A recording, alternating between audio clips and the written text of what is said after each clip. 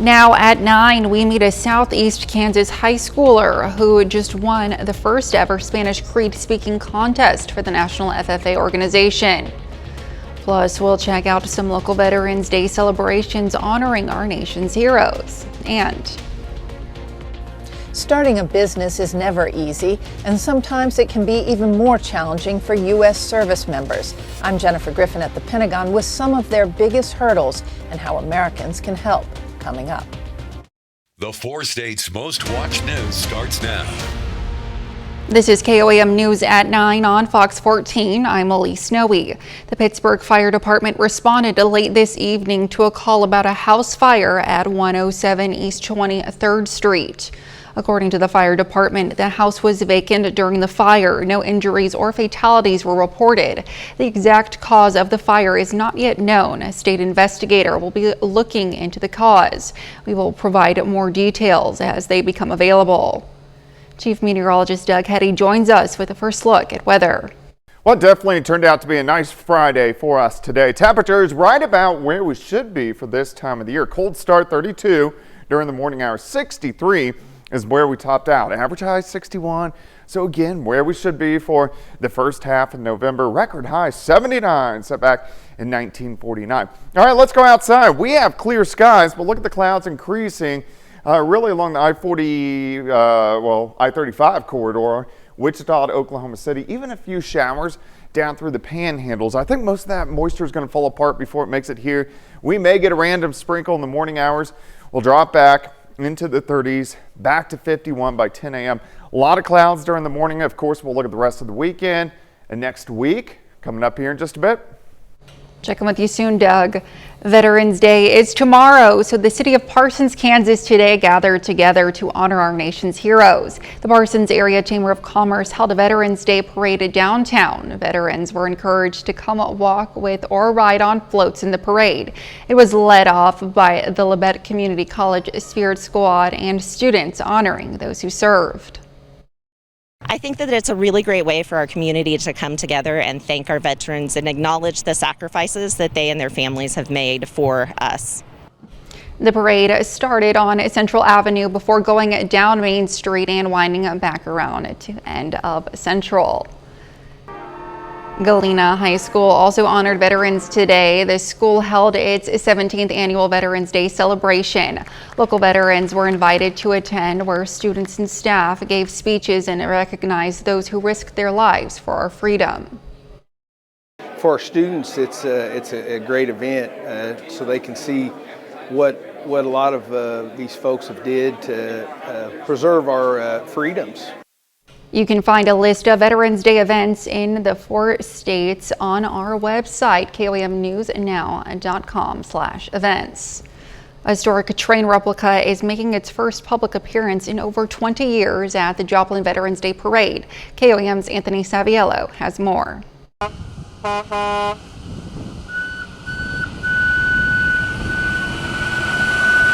If you attend the Veterans Day Parade in Joplin, you may get the chance to see this. Well, this train was built for a group called the 40 and 8 Society, and that's honoring the French use of their boxcars to haul our soldiers during World War I and World War II. And it was built at a vocational technical school in Camden, New Jersey, built on a 1954 Chevy bus frame. It's all aluminum, 3/4 scale replica of a 1903 French locomotive, and it's just amazing. This piece of American history was recently obtained by retired Navy Captain Steve Burnett. Burnett says while it's fun to have a big toy, the heritage and history behind it isn't taken for granted. Have great respect for those who have gone before and those who are in service right now, and so to do something like this around Veterans Day is very sobering for me. The replica is equipped with all the bells and whistles. In fact, it even has a cannon. Hello. And now that this piece of American history resides within the 4-state area, Steve knows exactly what to do with it. I just hope to do what they did back east, and that is to get it out to honor the veterans as much as possible. It's a good thing during the parade Steve will be behind the wheel and not me. But it's an even better thing that this replica of pure American history is back in commission. Reporting for KOAM News, I'm Anthony Saviello. The Joplin's Veterans Day Parade is slated to begin at 10 a.m. on Main Street. Junior cadets from the Webb City ROTC stopped by St. Luke's to lead residents in the Pledge of Allegiance today. For one cadet, the day provided a way to meet and learn from a veteran and maybe follow in their footsteps. For me, it's just kind of surreal to see that, somebody before my time has been there and they've done such amazing things. And personally, I do want to join the military, and I would love to get to a point to where they have just for people St. to Luke's want to is located at 1220 East Fairview Avenue in Carthage, Missouri. A Native American cultural celebration took place today in Miami at the historic Coleman Theater. I visited the theater to learn about the celebration of Native history and culture.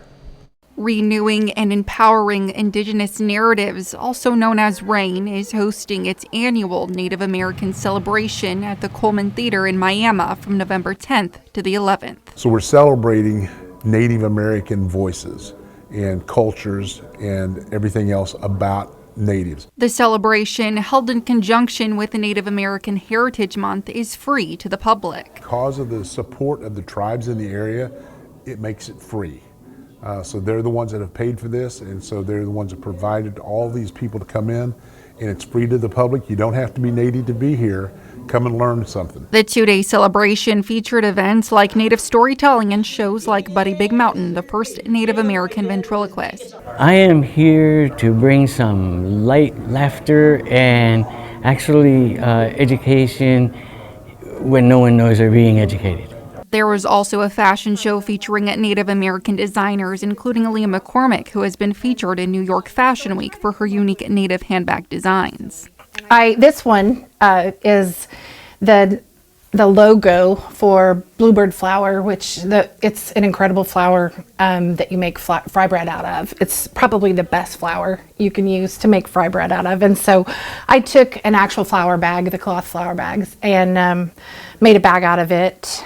McCormick, an enrolled citizen of the Muskogee tribe, has found a true sense of community. And Native designers, male and female, either one, are very supportive of each other. And it's a great little community to be a part of. I mean, Natives are community people anyway, but we're community with even tribes that we're not, familiar with. Tomorrow, the celebration will continue at the Coleman Theater with a moccasin making class at 10 a.m.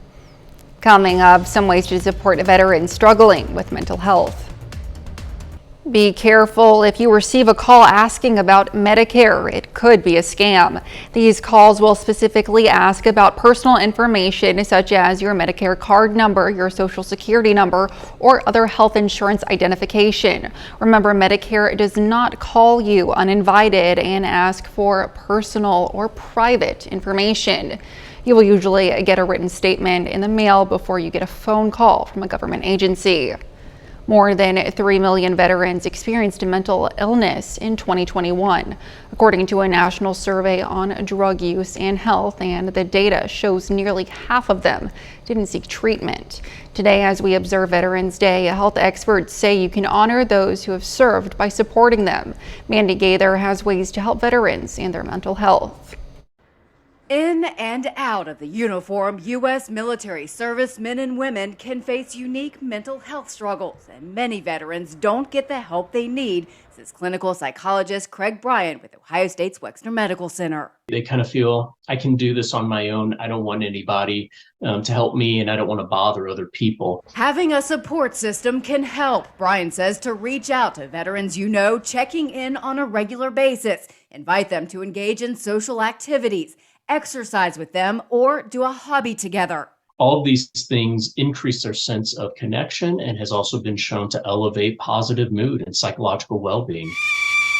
Brian says to also watch out for red flags. There could be a mental health concern if a veteran experiences severe behavior changes, sleep disruption like an inability to fall and stay asleep, or if there are concerning verbalizations like, "I can't take this anymore." We often find that veterans will not necessarily say out loud that they're having thoughts about suicide. They may have these other sort of coded statements that would indicate that things aren't going really well. Brian says it's also important to let veterans know there is help for them. Our advances in psychological treatments have been very profound over the past few decades, and that many of those conditions that we were talking about before that often affect veterans, there are actually now really good treatments that are remarkably successful for addressing those issues. A lack of social interaction can lead to an earlier death. That's according to a new study published today in the journal BMC Medicine. Researchers say compared with people whose family and friends visited them daily, the risk of premature death for those who lived alone and never had visits increased by 39%. Many previous studies have linked social isolation with a higher risk of premature death and other health issues. Doug is next with a complete look at the forecast. And later, Voice of the Chiefs Mitch Holthus tells us how the team is using the bye week to hit the ground running on the second half of the season. Well, it's turned out to be a nice Friday evening. Of course, a lot of high school playoff football going on, and we have been dry. Temperatures have fallen back pretty quickly, but it looks good. Big night. It's Friday night outside downtown Joplin. We're looking at one of our tower cams. Cornell Arts and Entertainment Complex, of course. We are looking off toward the north and to the east. Looks good. We're dry outside. We're going to stay dry as we go through the overnight hours. Temperatures are dropping back now anywhere from 40 to near 50 degrees, but most of us will go into the mid 30s eventually later on tonight, but not a whole bunch going on. Pretty much clear skies across the region. You can see some clouds increasing Wichita down toward Oklahoma City. This is a weak wave, but it does have some showers across panhandles of Oklahoma and Texas. This wave is heading toward us, but I think most of that moisture falls apart, so we're going to get the clouds, but we can't rule out a random sprinkler too as we go into the morning hours tomorrow. Besides that, it looks okay. All right, in our upper levels, you can see that upper little wave, another one out across the Pacific Northwest, but there's not any big storm systems. They're going to be affecting us as we go through the next several days. All right, let me walk you through the weekend. Here come the clouds. After midnight tonight, we'll stop at 6:30 in the morning. Again, you can see a couple showers to our west, maybe a sprinkle. Best chance is going to be on the Kansas side. It's cold, mid-30s.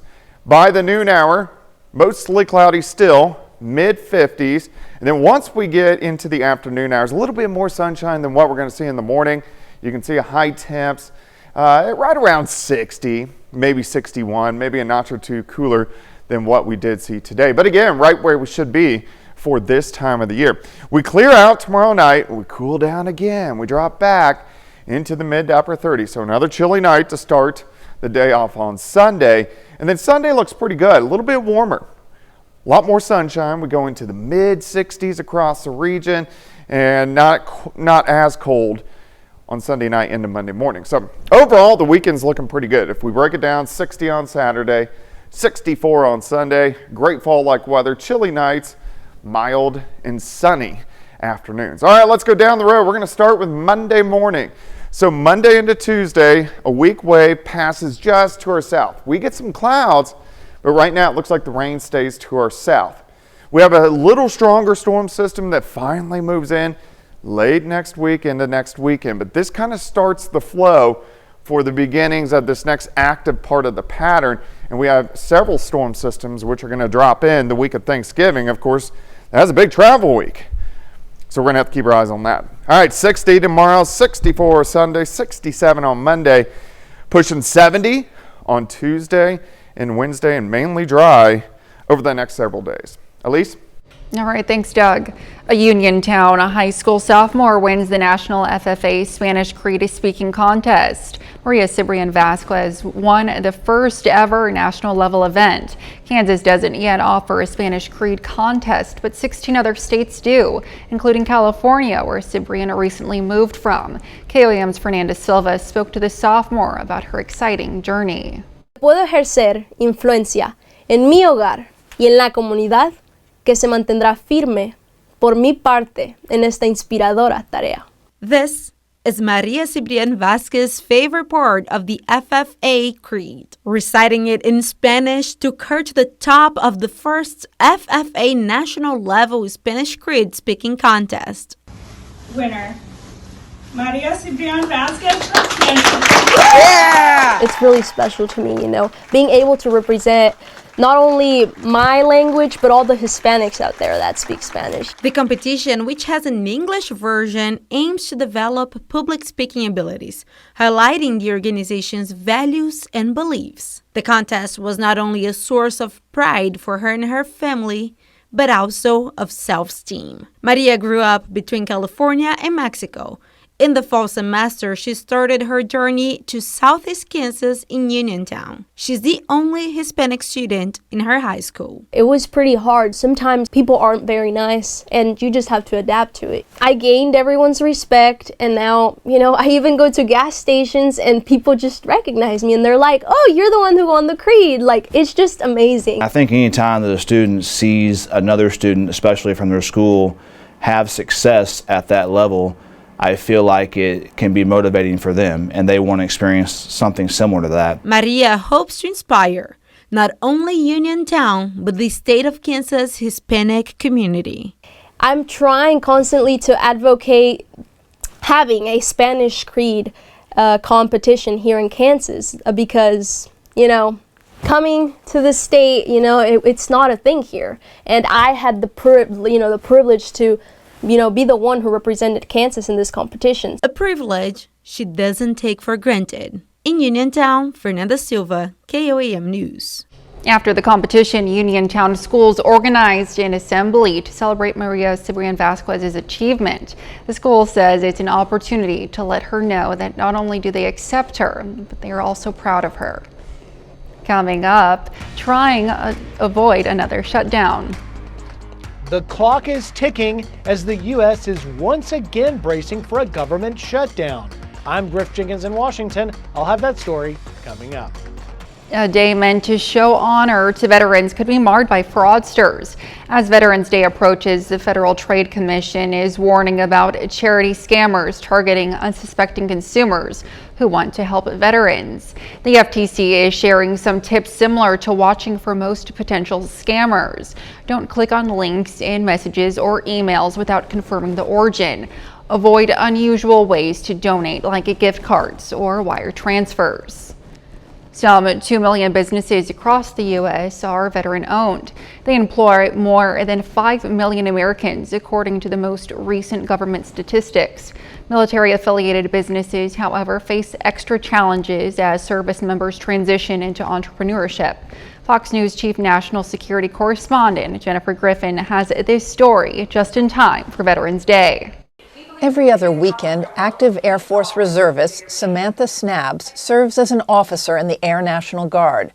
But Monday through Friday, she works at her startup, Re3D, a large-scale 3D printer manufacturer, helping solve some of the world's challenges. Starting a business, especially a hardware company, is definitely expensive, and we really wrestled with where to find the funding. And she's not alone. Those who serve face big hurdles when transitioning to civilian life, and even more when trying to start their own businesses, including getting the funding they need to launch and grow. It is very difficult because of the lack of credit history. When military spouses, U.S. veterans have been deployed or on active duty, they're not building up a strong personal FICO score. According to data by Hello Alice, an organization dedicated to supporting small businesses, nearly half of veterans feel their business lacks funding, and about 22% have no access to credit. Less than a third feel prepared to cover operating expenses for 1 to 3 months. U.S. veterans, military spouses, those in service are the strongest entrepreneurs in our country. We have to ensure that they have community and connections through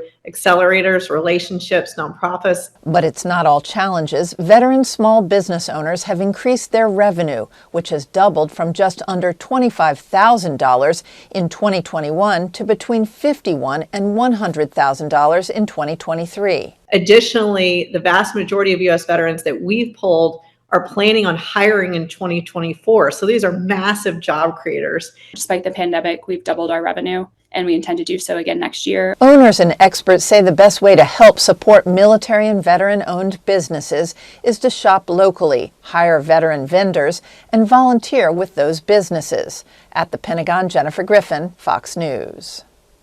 Up next, we'll check out some of the items frozen in time that were recently recovered from the wreckage of the Titanic. Artifacts from the Titanic surface at an auction. Henry Aldridge and Son Auction House announced a first-class dinner menu from 3 days before the ship sank, and a pocket watch owned by a second-class passenger will be up for auction. The auction house says the first-class dinner menu is the only surviving one from April 11th, 1912, while the watch features numbers written in Hebrew figures and froze the morning of April 15th, 1912. 30 more minutes of news, weather, and sports coming your way. How the new Speaker of the House is handling negotiations to avoid another government shutdown. Plus, as several labor strikes come to an end, another one could be on the way. We'll tell you what industry could be next. The 4 states' most watched news starts now. This is KOAM News at 9 on Fox 14. I'm Elise Noe. New speaker, same situation. It's deja vu as Congress is once again just 1 week away from another potential shutdown. Fox News national correspondent Griff Jenkins has the latest. If lawmakers can't come to an agreement to fund the government by next Friday, millions of workers and military personnel will be furloughed.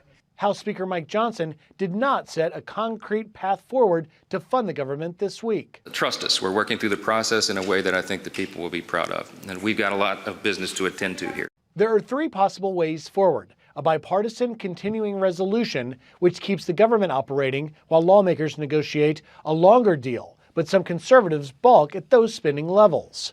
A laddered continuing resolution that would set up separate funding bill deadlines for different parts of the government, or a continuing resolution with Israel aid. All these options have landmines for the newly minted speaker. Honeymoon might be shorter than we thought, and every time the CR expires, the speaker's putting his head in the lion's mouth. Federal agencies are preparing for the worst. The State Department ensuring their important work during the war in Israel remains intact. We will take appropriate steps to ensure that this department, this building here, as well as our missions and our consulates and embassies around the world can take whatever appropriate steps they need to. Sources tell Fox the plan is to have the text for an interim spending bill sometime over the weekend, giving House members a couple of days to familiarize themselves with the CR before voting is expected on Tuesday. In Washington, Griff Jenkins, Fox News. President Biden will meet with Chinese President Xi Wednesday in the San Francisco Bay Area on the sidelines of the 30th Asia-Pacific Economic Cooperation Summit. The two leaders haven't spoken in person since they met a year ago while attending the G20 summit in Indonesia. Their goal is to stabilize the U.S.-China relationship and to lay the groundwork for cooperation on some of the most pressing global issues like the Mideast and Ukraine. After months of picket lines, multiple workers' unions have reached agreements this week, though another strike could be on the way. Fox News correspondent Christina Coleman has more. It's a sign the summer and fall of labor disputes may be nearing an end. Multiple unions reaching tentative deals this week. We're happy, and we fought long and hard for our union. SAG-AFTRA's board is meeting Friday to review an agreement made with studios just 2 days ago. It then heads to the union's 160,000 members for ratification. The $1 billion deal includes increased residual payments for streaming shows and new rules for artificial intelligence. After months on the picket line, actors say they are eager to get back to work. My agent has been leaning on me to make sure that all my I's are dotted and my T's are crossed. She was like, get ready. Meanwhile, more than 85,000 healthcare workers ratified a 4-year contract with Kaiser Permanente on Thursday. It comes after last month's 3-day strike against the company. The deal gives workers a 21% wage increase over the next few years and addresses Kaiser's staffing issues. And after 7 months of negotiations, the Culinary Workers Union in Las Vegas reached an agreement with Wynn Resorts, MGM Resorts International, and Caesars Entertainment. It avoids a strike that could have impacted more than a dozen hotel casinos on the Strip. Our city's doing the best that it's ever done. Our companies are doing the best that they have ever done. And we just feel that it's our time that we share that well. But it may not be over just yet. Video game voice actors are still negotiating a deal after voting to authorize a strike in September. In Los Angeles, Christina Coleman, Fox News. A bit later, the holiday season travel rush. Airlines brace for millions of passengers to hit the skies this Thanksgiving. I'm Jonathan Seri in Atlanta. I'll have details coming up. Well, it's turned out to be a nice Friday evening. Of course, a lot of high school playoff football going on, and we have been dry. Temperatures have fallen back pretty quickly, but it looks good. Big night. It's Friday night outside downtown Joplin, and we're looking at one of our tower cams. Cornell Arts and Entertainment Complex, of course. We are looking off toward the north and to the east. Looks good. We're dry outside.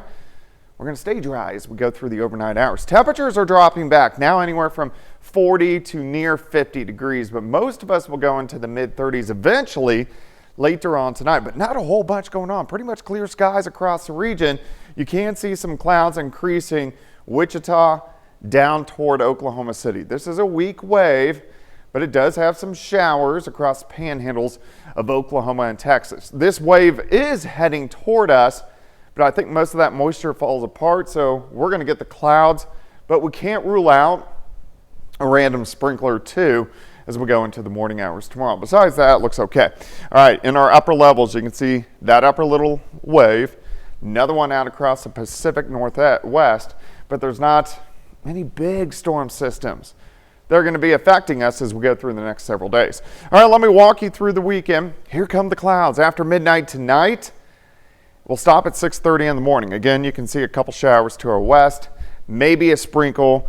Best chance is going to be on the Kansas side. It's cold, mid-30s. By the noon hour, mostly cloudy still, mid-50s. And then once we get into the afternoon hours, a little bit more sunshine than what we're going to see in the morning. You can see a high temps right around 60, maybe 61, maybe a notch or two cooler than what we did see today. But again, right where we should be for this time of the year. We clear out tomorrow night. We cool down again. We drop back into the mid to upper 30s. So another chilly night to start the day off on Sunday. And then Sunday looks pretty good, a little bit warmer. A lot more sunshine. We go into the mid 60s across the region and not as cold on Sunday night into Monday morning. So overall, the weekend's looking pretty good. If we break it down, 60 on Saturday, 64 on Sunday, great fall-like weather, chilly nights, mild and sunny afternoons. All right, let's go down the road. We're going to start with Monday morning.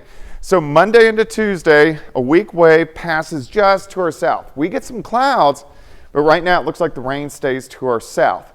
We have a little stronger storm system that finally moves in late next week into next weekend, but this kind of starts the flow for the beginnings of this next active part of the pattern, and we have several storm systems which are going to drop in the week of Thanksgiving. Of course, that's a big travel week. So we're going to have to keep our eyes on that. All right, 60 tomorrow, 64 Sunday, 67 on Monday, pushing 70 on Tuesday and Wednesday, and mainly dry over the next several days. Elise? Thanks, Doug. A Carthage organization took advantage of the nice weather to begin its Christmas window painting. The Vision Carthage window paintings are part of the community's prep for the holiday season. The paintings allow the organization to support local artists by permitting them to paint on the windows of storefronts. For some Carthage residents, the decorations take them back to their childhood. Coming up in sports, Missouri Southern men's and women's basketball play their first games of the season. Plus, it's the third week of high school football playoffs in Kansas and Missouri. John Dales has those stories and more up next.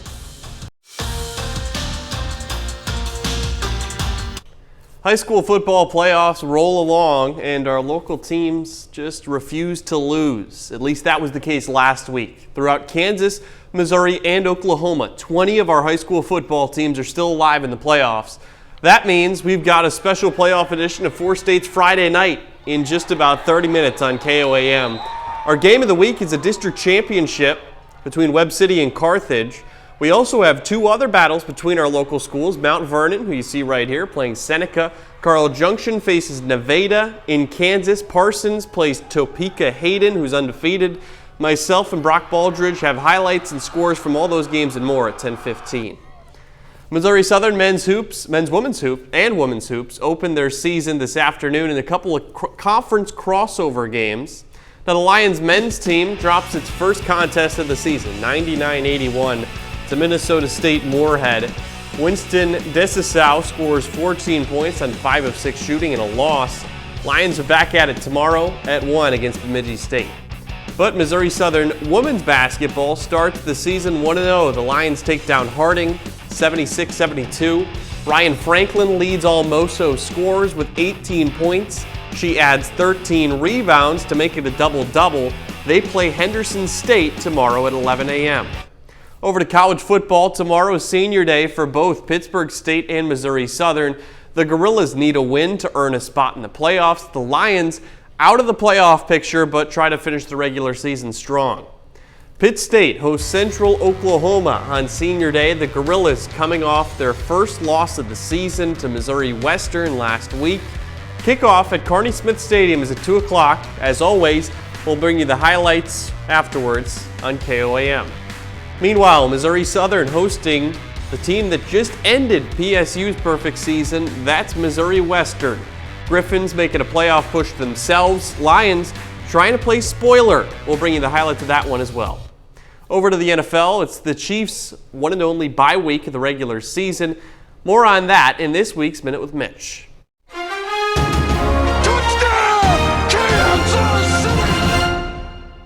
Okay, this is the much-anticipated bye week for the Chiefs. It's been a whirlwind, but after going through the past 3 weeks, it has me thinking if we're not headed for another major change in the NFL calendar.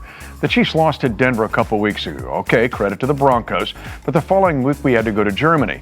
The NFL loves these international games, but all 3 teams this year who played on the road the week before they went international all lost. And since the advent of the 17-game regular season in 2021, 4 of the teams that traveled before the international game lost. Distractions? Maybe there should be 3 bye weeks, 1 before every Thursday night game and then 1 before and after the international game, with the regular season going 20 weeks. The Super Bowl played in the last week of February might be the thing to do on this Minute with Mitch. The Minute with Mitch is brought to you by Como Jewelry. Every day's game day, Como Jewelry, Pittsburgh, Joplin. That's all for sports. We're back with more news after this. Millions of passengers are expected to hit the skies this Thanksgiving holiday. Fox News correspondent Jonathan Sari has more on what days will be the busiest at airports nationwide. With less than 2 weeks until Thanksgiving, airlines are preparing for a potentially record-breaking travel season. This week, United Airlines became the first major air carrier to release its Thanksgiving travel forecast. The company is bracing for nearly 6 million passengers to fly United for the holiday, more than ever before. The airline also expects the Thanksgiving travel period to be longer than previous years, about 11 days, due in part to remote-friendly work schedules. According to travel app Hopper, the Tuesday and Wednesday before the holiday will be the busiest, with 3.6 million people passing through airports. TSA recommends arriving 2 hours early for domestic flights and 3 hours for international ones. We recommend that you visit tsa.gov prior to your packing so that you know what you can bring. But after another turbulent year of travel, there are growing concerns over whether the industry can handle an influx of passengers. The Federal Aviation Administration says it's planning meetings at more than a dozen airports to reduce safety risks. The FAA will remain vigilant and continue collaborating with everyone that utilizes the national airspace system to enhance safety with the goal of eliminating significant safety events. Domestic round-trip ticket prices are down about 11% from what they were a year ago. In Atlanta, Jonathan Sari, Fox News. Coming up, how a community in Arizona came together to give 2 veterans the gift of a new bathroom. A veteran couple in Phoenix gets a big surprise from a company in their community. Contractors and volunteers are redoing their bathroom ahead of Veterans Day. Fox's Irene Snyder has more on this story. We're blessed. I thought we were already blessed, but now we're blessed even more. Veteran Jacqueline Pinkett-Smith needed a new bathroom setup for her husband. He had back surgery in December and really replaced some vertebrae. The couple met while serving together in the Air Force, following in the footsteps of their military parents. This is my dad, Morris Pinkett, and my mom, and when they were older. This is me at my the base that we met at. She contacted jacuzzi bathroom model companies for a quote, and they came back with an offer she couldn't refuse.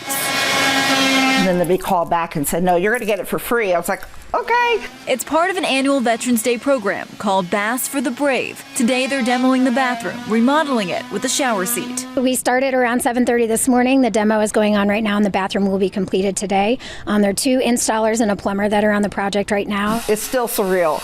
I was stoked because I'm like, what? They're going to give us a bath? I mean, that's just kind of unheard of. And just to be honored as veterans, it just really does my heart good because we would never have expected this. Jacqueline was all smiles as she and her grandbaby Zoe watched the workers finish the job. I'm so proud of you. She can't wait for her husband to come home and see what this community did for them. I can't even tell you. This is like a dream come true.